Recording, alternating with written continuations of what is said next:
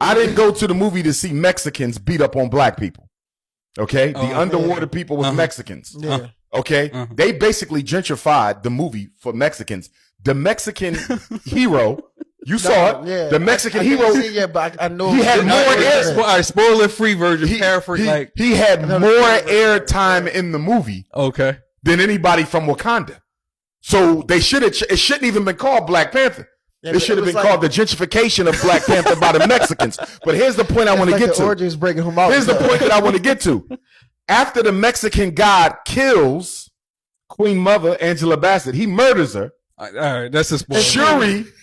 Shuri has a chance to murder him back, and instead she exercises patience and says we can work together. And what does the Mexican woman say to the Mexican at the end? Why are you forming an allegiance with Wakanda? Yeah. You should have destroyed them. And what did he say? Don't worry. They trust us now.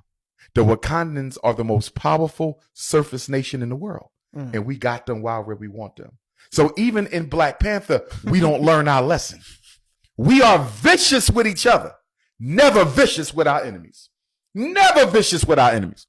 You got to force a black person to spend $1 with another African, but we will give $30 billion to the Korean hair care establishment every single year. And the Koreans have never stood up for black folks a day in our life. We are literally financing our own oppression. And we don't want to admit it because we do not want to discipline our economic dysfunctional behaviors. I'm going to let that slide because you Dr. Umar. I hate spoilers though, but sidebar though. I did a whole video on spoilers though, but listen. We don't own that. That's Disney. Did you see the first one, Black Panther 1? Yes, I did. How you feel about that one? The messages were horrible. The cinematography was excellent. Shout out to Ryan Coogler. You deserve 5,000 lashes for that second one. You also deserve 5,000 lashes for the messages in the first one. Man. The messages in the first one were horrible. Basically, Killmonger was a metaphor for woke black Americans. Prince T'Challa, the Black Panther, was a metaphor for conservative Africans on the continent. And the message was to Africans in Africa, don't mess with those woke black Americans because even though they woke, they're not going to respect your culture. And if you let them come to Africa, they're going to destroy everything you value sacred.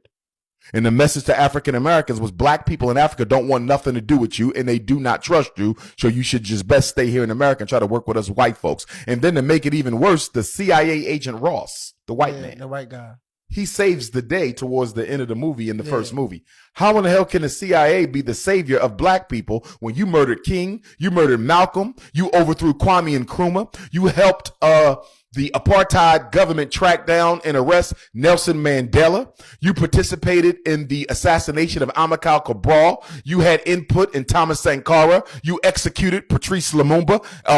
You overthrew Maurice Bishop in Grenada. We could go on and on and on about the CIA. The CIA has been Africa and African people globally. They have been our biggest problem for 50, 60 years. How dare you make them a hero in our movie? I got a question. Black Panther was a CIA FBI propagation